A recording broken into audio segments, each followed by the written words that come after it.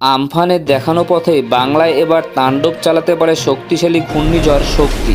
জানুন কবে কোথায় হতে পারে এই ল্যান্ডফল, পাশাপাশি এই ঘূর্ণিঝড়ের ফলে পশ্চিমবঙ্গ তথা বাংলাদেশের কোন কোন জায়গায় প্রভাব পড়তে পারে। তো বন্ধুরা, সে নিয়ে আজকের আপডেটটি আমি আপনাদের সাথে শেয়ার করতে যাচ্ছি।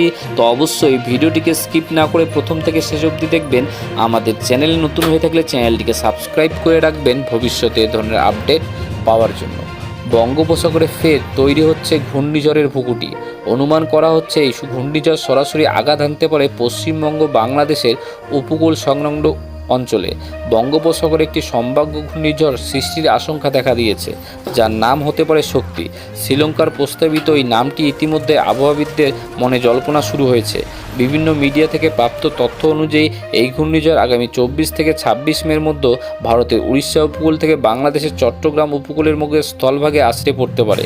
তবে ঘূর্ণিঝড়টির সম্ভাব্য মূল প্রভাব এলাকা হিসেবে পশ্চিমবঙ্গ বাংলাদেশের খুলনা বিভাগকেই চিহ্নিত করা হচ্ছে। এই সম্ভাব্য দুর্যোগের পরিপ্রেক্ষিতে বাংলাদেশ আবহাওয়া দপ্তর বিএমডি আজ একটি আনুষ্ঠানিক সতর্কবার্তা দিয়েছে।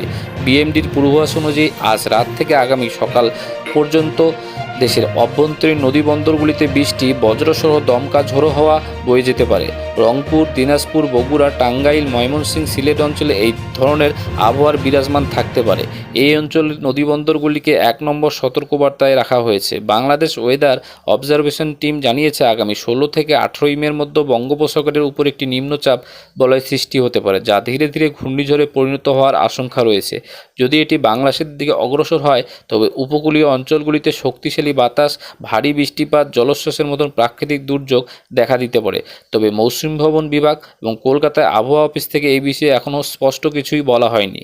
এখনও এই ঘূর্ণিঝড় সম্পূর্ণরূপে তৈরি হয়নি, ফলে বাকি আপডেট পেতে আরও কয়েকদিন অপেক্ষা করতে হবে। ফলে তখন এর গতিপথ, ল্যান্ডফল সেই সম্পর্কে কতটা প্রভাব ফেলবে সেই সম্পর্কে সম্যক ধারণা পাওয়া যাবে।